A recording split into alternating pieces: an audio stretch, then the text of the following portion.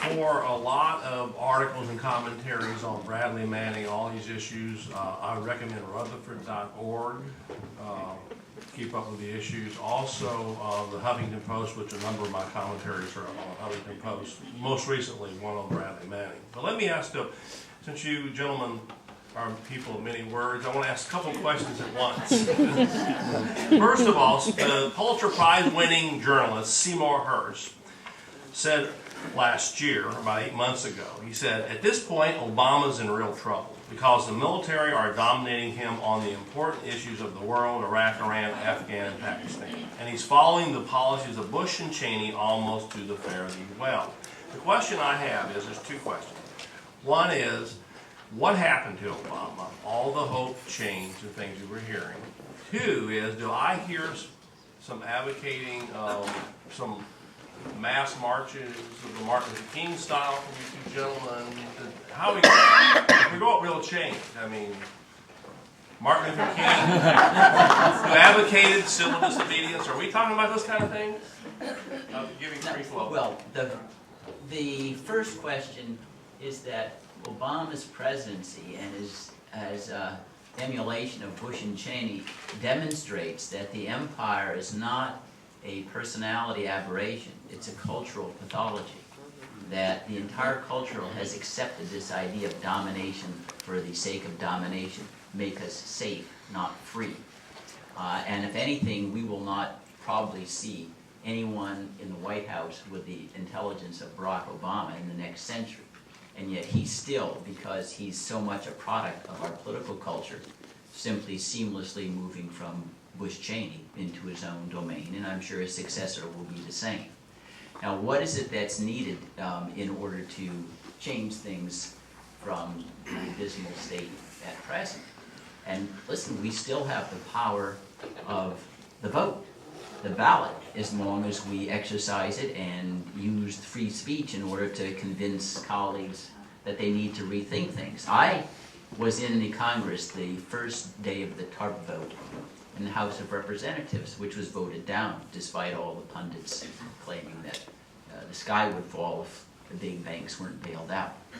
And I saw those emails and faxes coming in by the thousands. And those members responded across the board, we're not going to vote for that because there was such a grassroots protest. I don't know whether you need marches. I don't think we're quite at the stage where we need to anticipate water hoses and cattle prods like Selma March or something of that sort. All it's needed is public courage and education. This is wrong. We will not vote for a member of Congress who is going to authorize government secrecy and permit presidents to go around the world, initiate wars at will. The question I would have, how do we know that they're not going to do that? I mean, don't politicians lie to us? No, obviously they can lie, and if they lie, then you obviously have to throw them out of office. And that's why, who cares about what their preachers are? You just say, well, fine, we will be able to see. I'm trying to launch a group called the First Branch. It's been a long time in embryo, longer than I suppose elephants take to give birth. But the idea is to have every single member of Congress there. They're easily accessible on a website, and I rate all of them according to what I call the 10 Congressional Commandments, the things that they're honor bound to do that they are now defaulting on. I then have a potted plant rating, and you get a potted plant rating that you've basically been lobotomized and have done nothing, then it's easy for the constituents to say we're voting you out of office. But the last thing I would ever expect is to know rating based upon pledges rather than action. No. So now I have to quibble, right? Because it's not easy to vote anyone out of office. Overwhelmingly, the candidates with the most outside spending, as that was just taking off in the last election, won. And that is expected very much to be the case in the coming election. And on top of that, you have your every 10 years redistricting, so that most districts are going to be guaranteed to one or the other of the two big parties. It's only in primaries that you're going to have any sort of say in putting a different sort of candidate in there. We have a system that is almost entirely corrupted by money, by the media, by the power of the corporations, candidates and funding corporations. Am I wrong about that? Largely so? Very, very largely so, yes. But I think, my point, David, is that at present, the reason why the money is so powerful is because there's very little difference between the candidates in terms of the political culture that they reflect. As long as that's true, it doesn't really, yeah, and as long as that's true, of course, the elections aren't going to amount to anything. We're trying to change a political culture where people will vote and people will run for office because they really stand for something that's different than the status empire quo where we spend 1.2 trillion on defense, 350 million in Afghanistan, we don't care about due process. Now, maybe that's an illusion and you're not going to get candidates who stand up and do that. I think that's wrong. I think that a candidate who stood up and said, you know, I'm against these wars, they're wrong. If the entire vision of the United States is upside down, we've got to get back and put the individual at the center of the universe. We don't want to be an empire, just like we don't want, remember Lincoln, I didn't want to be a slave, I would not be a master. We didn't want to be colonized, we don't want to be a colonizer. Those are other people. Now, maybe they lose anyway, but that, in my judgment, is a vastly more important element in the changing the political direction of the United States than campaign finance reform and redrawing district lines. Because this is a pathology that goes way beyond the internal maneuvers of how you get on a ballot. Well, I don't question the need to vote and the need to vote your conscience. I don't question the need to educate and inform. But just having good candidates doesn't do it. I worked for a candidate in 2004 who said what you just said and won the applause and the numbers of standing ovations at every debate among the Democratic primary candidates. And was not mentioned in most of the stories the next day as having been there at all, or it was one sentence. Why is that? Why is that though? Why wasn't he mentioned? Why? Because the media decides who are the acceptable candidates. The and corporate who is media not. decides. Yes, the corporate media. Which is not to say we don't pursue all of these angles, but we do need to pursue some fundamental reforms as well. I mean, we were given a choice where candidate Obama, who wanted to enlarge the military, escalate a war, engage in things that were considered just too outrageous for either party a decade prior, was the better choice between the only two candidates we were told had any chance. And so, I think Obama would be a nice guy to play basketball with. I think Bush would throw elbows and pull your shorts down, but I think that Obama should be a figurehead. He should be like the Japanese emperor who shows up every year or two to say something. He shouldn't have power. Well, who's going to run the government? Congress doesn't run the government. The problem is that when you put in someone who's eloquent and intelligent and has good rhetoric and a good background and is from the party that Democrats are supposed to be loyal to, not them to us to them, then it's not what happened to Obama, it's what happened to activism. Right? It was defunded, it went away. Right? When Obama came here the day before this most recent election, with Tom Perriello, a bunch of us walked around. There was an endless line of people to get a chance to touch his garments, and we handed out flyers that said, "Stop the wars, defund the military, stop this waste of money." And further down noted, Tom Perriello has voted for every war dollar he could get his hands on. Say something. Didn't say put him in prison. Didn't say vote against him even. Just said talk to him about this. And the typical response was to read partway down, yeah, this is great, and angrily throw it up in our face. And we walked over to the Tea Party rally, and they've all got shirts on, cut spending. And we started handing out the flyers, and within 5 minutes, we have veterans screaming and spitting and showing us their war scars, and do you want us to keep you safe or not? So you can't squeeze into either of those discussions, this discussion. We have to have some other medium to speak through. But let's Questions in just a moment. I just want to take back there today with Watergate, because the gerrymandering was the same in Watergate. The same Watergate, the campaign financing system was the same. Yet I was there. The American people sent in 2 million telegrams. They protested with the Saturday Night Massacre of the firing of Archibald Cox and the resignation of Elliot Richardson and William Ruckelshaus house, and then we know what happened. They said, we don't, and it was the American people who forced the Watergate hearings. It wasn't Congress out there in the front demanding that. But on all the situations that you've described, the redistricting was the same rules. The campaign financing was equally warped at the time. Remember, the president himself was getting money illegally from the corporations. Yet the people cared at the time, because the culture really did think it was a monstrous statement for a president to say, if I do it, it's legal. Did that come out of the '60s though? I mean, do we have the same culture today? Do we No. really have the same? No, Where are the exactly. young people today? When I was in the '60s, the young people marched in the streets. Where are they at today? When Ellsberg gave the Pentagon Papers to the New York Times, they said we would be ashamed if anybody found out we had this and didn't print it. Now, they are ashamed if they print anything. And whistleblowers have gone from being heroes to being traitors. We have some changes in the country. But that's my point Bradley I'm Manning trying being to, one. the point I'm trying to make is the culture that you've got to address first. The other issues, the gerrymandering, the political contributions, that's a marginal issue. Because those same things were present at that time too. I mean, if anything, the media was even more concentrated. You still had, you had Walter Cronkite, you had the CBS, ABC, NBC, and you had a couple of newspapers. You don't have nearly the diversity that you have at present. And I'm just saying that John has it right. And part of it is that there's no draft. This is one thing that we have to accept. There's no draft. So it's a terrible thing. There's no accountability. The members say it's somebody else. It's the poor, the voiceless, those who don't have any power are going over there to die. So I can sit and not fret over the fact, as Richard Holbrooke said, about what was victory in Afghanistan. I don't really know. It's like obscenity. I'll know it when I see it. And on that is the cause that people are risking that last full measure of devotion for. And the only way, one way, we're going to get back to some check on the military folly and adventurism is to reinstitute the draft and say, your only goal, your only obligation to defend Americans here at home, not to go abroad in search of money. But then we don't need the draft. So I completely agree with the analysis, if not the solution. But you know, I saw a Veterans for Peace shirt out here who are leading this event tomorrow at noon at the White House, where we will. Excuse me, Saturday, and then Sunday at Quantico. I'm a day ahead of I'm like Japan. I'm ahead of us.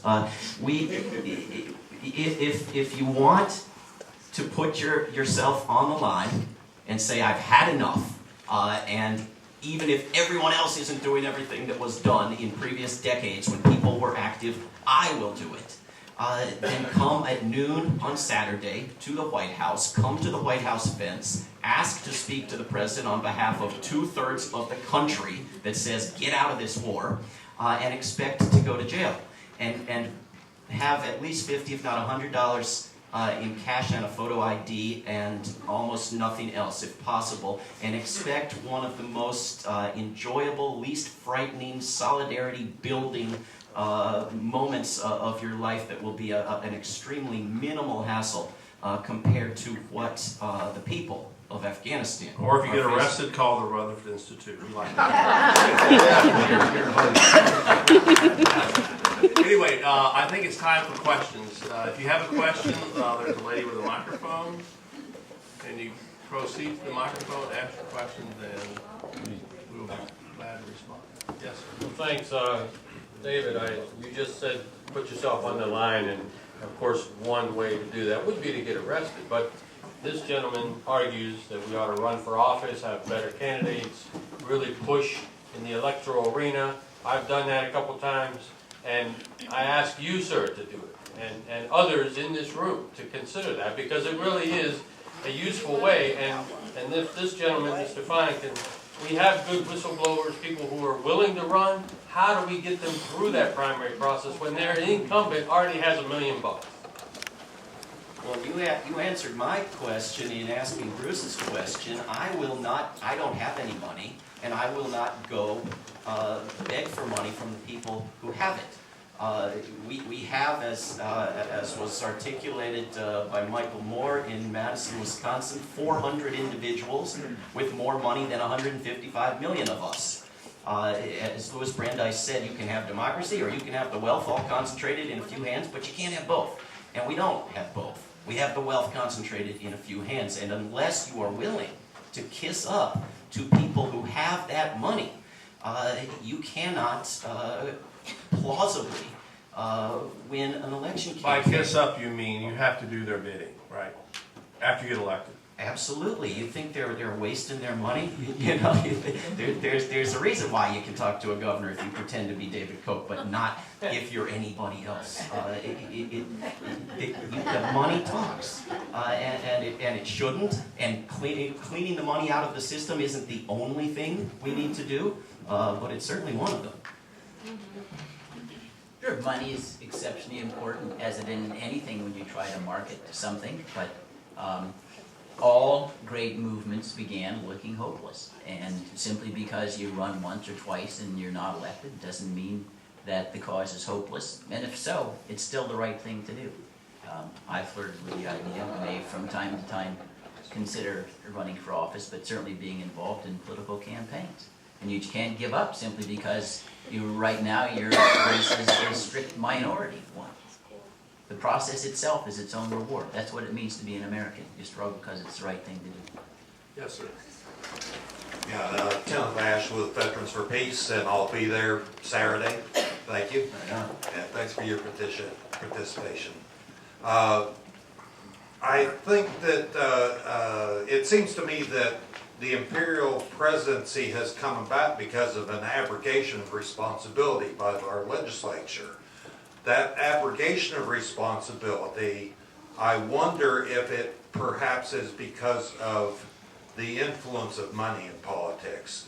I seem to remember that there was only about 1,500 lobbyists in Washington before 2000, and after Bush and Cheney got in office, now we've got over 6,000 lobbyists in Washington. And are the lobbyists not also influencing the president to the same extent that they control and manipulate Congress? And is this not part of the cultural or part that Mr. Fein talks about that has taken over our political process? The Washington elite. Yes, right. Mr. Fein. I would place less emphasis, I think, on money causing the members of Congress to become, I call the invertebrate branch, than other causes.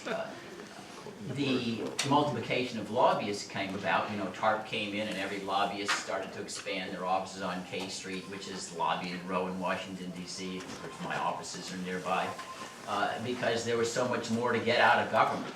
I think money has always played an important role, as it is in every particular endeavor, because you can buy people off. But the real response, I think that Congress, however, because of the partisanship, feels that their loyalty is to the party, not to the Constitution, even though the only oath they take is to the Constitution. And so the attitude is, hey, we don't care whether the Constitution is flouted, if it helps us politically, we just won't want to talk about, do anything with regard to the White House if they're a member of our own party. When Bush was president, the Republicans didn't issue a single subpoena in 6 years. Not one subpoena. And Obama comes in the same kind of flaccid, non-existent play-acting oversight. Because the loyalty is to the party. And they actually conceive of politics, sending people to die in wars, as like a football game. You know, who wins and who loses. That's what it is, inside the Beltway maneuvering. The idea that, when you're in Congress, you represent all Americans, and that there's only one race, religion, and ethnicity in the United States. It's American because of the values. We all want to win all the time. The party advantage is trivial. That would be viewed as heresy in the Congress. I would just add that much of the power of the parties is the money that the parties dole out to their members. And that when the former Congressman Imperial from this district got over $1 million from the Democratic Party in Washington in the final days of the campaign to buy ads, and he won by less than 1%, was his loyalty then for 2 years to us or to the Democratic Party? I think it became very clear when he voted against his own expressed wishes, the way the White House told him, on every single bill. And when there was a war funding bill that the Senate added in an IMF bailout for Eastern Europe to, and he wanted to vote against it, he and other members of Congress were told by the Democratic Party, by the White House, you vote against this and you will be dead to us. Right? And that didn't just hurt their feelings. You know, it wasn't that they would be out of the club and they wouldn't get to hang out with the big shots. It was that they would be defunded and someone else would be funded in a primary against them. And so it's the parties and all that they're locked down on how hard it is to get on the ballot and be in the debates, but a lot of the party's power is their purse. Some of it is, but I'm sure you remember, David, when then John Conyers, member of the House Judiciary Committee, wanted to hold impeachment hearings. The Speaker of the House, Nancy Pelosi, like a schoolmarm, said, "Now, John, you can't do that. You know, we have to look at 2008. We don't want anything that convulses things and makes us look radical." And there were no impeachment hearings. They actually had to style it, concentration of executive power. And I testified at the hearing. Moreover, they invoked a parliamentary rule that said you cannot bring, this is a parliamentary rule drafted in the time of King George III, that you cannot bring the President of the United States into disrepute or disparagement in the testimony. So they expurgated my testimony where I referred to actually the occupant to the White House of 1600 Pennsylvania Avenue. This is on a hearing to examine the bloated executive power in the White House. Another question? Yeah, wait, Paul. I heard the word impeachment. I don't want people to leave this room thinking there's nothing they can do. When we talk about impeachment, is that really practical? And what I'm trying to get at here is what can people really do besides maybe running? Is there something else we can do? What happened in Wisconsin, is that effective? Because I know we're not going to impeach Obama. We could impeach Bush. Well, is that even a reachable goal? What's happening in Wisconsin is along the lines of what happened in the peace movement back, 05, 06, when the Democrats were largely pretending they were on board with it, and many of them on board with impeachment and challenging these abuses. That is to say, an organized force, public labor in Wisconsin, which still exists, and general public activists and the young and the enthusiastic, their interests happen to line up with the interests of the Democrats in the state legislature in Wisconsin. When that happens, then you get all the participation and the resources and the funding of the Democratic Party loyal activist groups. For the most part, we've inverted representation. So the groups go to one of the parties and say, what should we ask our members to ask you to do? Right? Rather than go ask them what they want and take that to Washington. And so what's happened in Wisconsin and in Michigan and Indiana and the rest is very, very encouraging and worth building on. But We the ultimately people. it has to... You talk about we the people, grassroots movement. Yeah, but I'm talking about we the people, but don't say too much bad stuff about the Democrats. So I want it to become fully and wholeheartedly we the people. And that's Drop where, the Democrat, Republican labels and be Americans. That's what you said. Yeah, that's what this country is about. That's what this country is about. You think those people who died at Cemetery Ridge, Valley Forge, Omaha Beach, hey, this was the United States, not any particular party. And it's an outrage that we have members out there whose their mental universe is limited to what's advantageous to the party. That is an outrage. We're all Americans. We all hang together, we all hang separately. That's what Benjamin Franklin knew at the outset. That's what makes this country great, why we want to fight for it. And with regard to impeachment, I'm glad you raised the issue of impeachment, because it's almost conceived of like a coup d'etat. Impeachment, oh, you can't impeach the President of the United States. Well, why not? That's the only way in which you can make certain that a president honors the Constitution. And what is that? A coup d'etat? Nixon. I know it's closest that somebody actually got impeached. The House Judiciary Committee voted 3 articles, and then he resigned before it got voted on the House floor after Barry Goldwater went to the White House and said, you have no votes in the Senate. You will lose 100-0. But look what But look, and let's think. Was impeachment the destruction of Richard Nixon? He ended up, like Khrushchev, did he get to Siberia? No. He gets a pardon. Then he becomes an elder statesman or whatever. But it was a very important gesture, even though we did not basically politically execute. Way beyond Nixon, and you said it before. Look what happened in Wisconsin. We just had such a travesty of democracy in the Midwest. Here in Wisconsin and Michigan, where in 1932, the labor movement started the 40-hour work week. Oh my. They just had all of their rights stripped away right in front of our faces. The next day, there was a press conference, a presidential press conference. The appropriate comments were made regarding the catastrophe in Japan. Then our president immediately switched to energy, which gave him license to talk about drilling off of the mid-Atlantic and the eastern shore and in Alaska. And not one member of the press corps asked one question about what was happening in Wisconsin, where 100,000 people gathered and had been gathered in snow and freezing weather day and night, the largest demonstration in Wisconsin history, and the only one to cover it was Amy Goodman on Democracy Now! This is what makes me concerned, even for your protest and your rally on Saturday. But that's my point. So That our should have been, and there were national movements to support the people in Wisconsin. Their rights are gone. But the press corps is a wall between us and the president. It's not a tool we can use very often. So that's my question. If we gather in the streets, what can we do? One interesting thing that happened in Wisconsin is that after President Bush had said, I can have illegal wars and torture and imprisonment and spying because my lawyer said I could, the governor of Wisconsin, after having been unable to pass this bill, and in pretty clear violation of the Constitution of that state in a number of ways, had his lawyer write a note that said he could.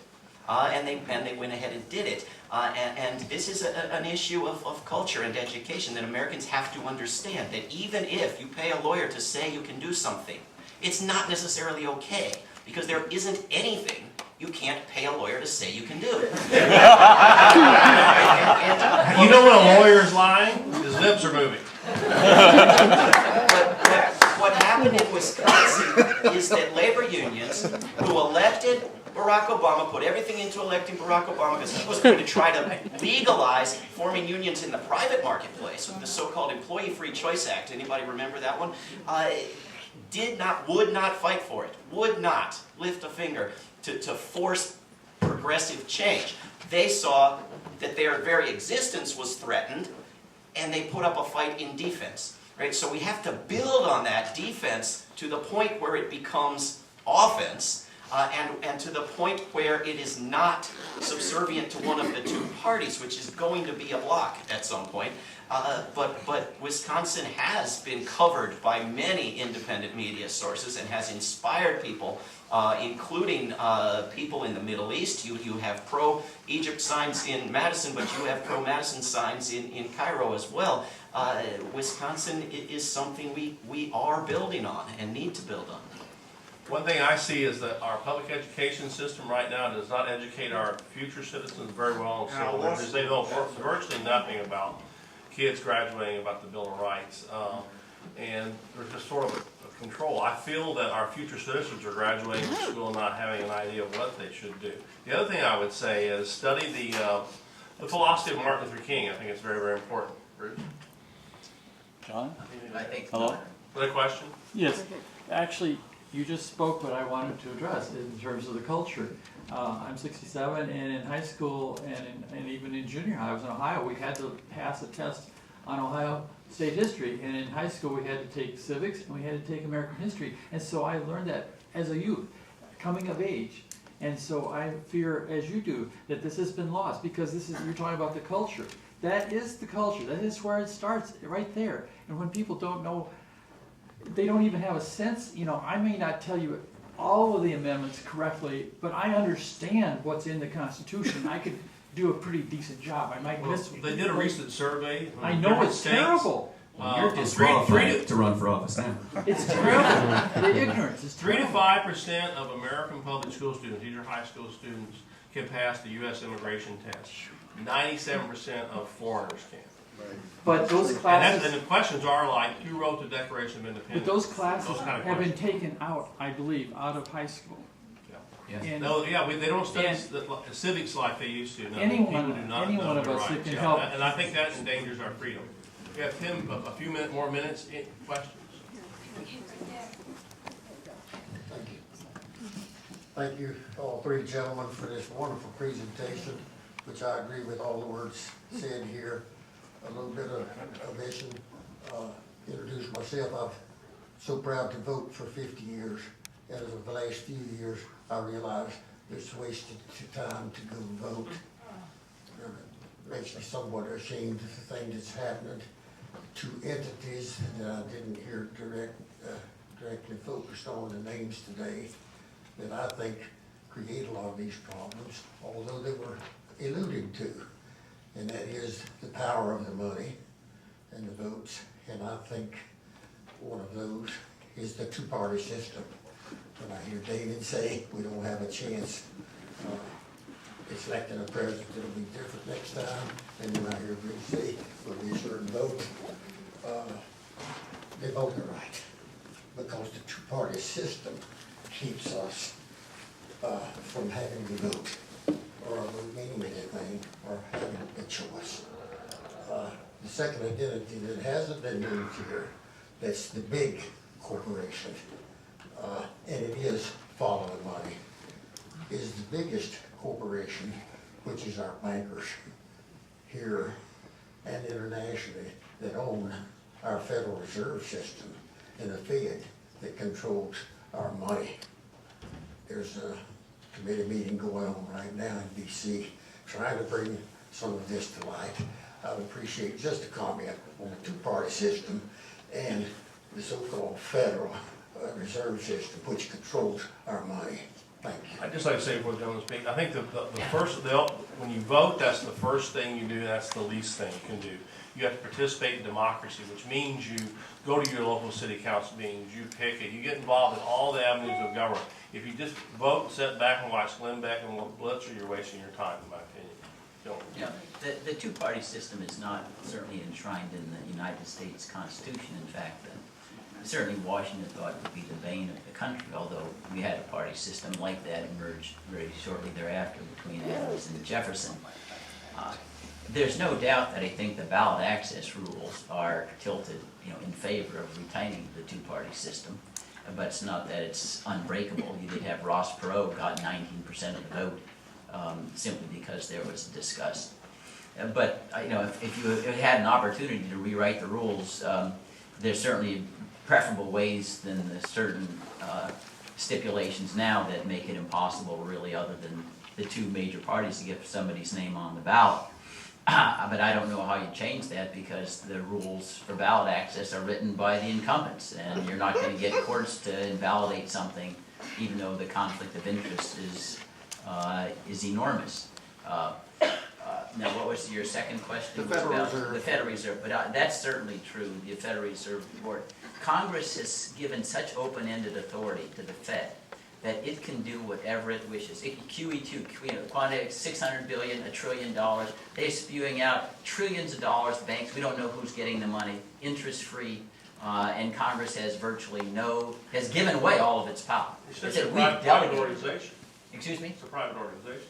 No, well, it isn't, it's not. You have the Open Market Committee is made up of presidents of private banks, but the Board of Governors of the Federal Reserve Board they're appointed by the president with the advising consent of the Senate, and they have served 14-year terms. But it is true that Congress basically said the Federal Reserve Board should be our platonic guardians for the economy. And we'll blame it if something goes wrong, but we've just washed our hands like Pontius Pilate from any responsibility, which to me is just a gross abnegation of accountability to the members. And again, the equally, if not more pernicious element, it's all secret. They make loans. I mean, they make loans finally disclosed to foreign banks and foreign governments, as part of the TARP monies. Secrecy is the breakdown of democracy, right? Well, the secrecy is certainly it is. It prevents their accountability. And what Brandeis said when he was investigating money was, sunshine is the best disinfectant, and that will always be the case. I would quibble with the idea that you can't fix the system because the people running it are in the system. Women didn't get the right to vote by voting. We didn't end slavery through voting. There is much to be done if the people of Egypt didn't throw out Mubarak by voting. And if we are willing to apply public, nonviolent, creative pressure to these people, you can compel people to vote against other clear corrupting interests. It's been done many times. It's one of those things where you can say it's the only thing that ever has worked. No, I agree, but the issue is, are you gonna be able to do that? People complain, well, the two parties have their names on the ballot and the Green Parties doesn't get on there. I don't know whether that, the kind of passion that you develop regarding slavery or women's franchise is gonna generate something that's gonna correct that. I think we've come to the end of our program, and again, I would like to quote Martin Luther King again. A nation that continues year after year to spend more money on military defense than on programs for social uplift is approaching spiritual death. Thank you, ladies and gentlemen.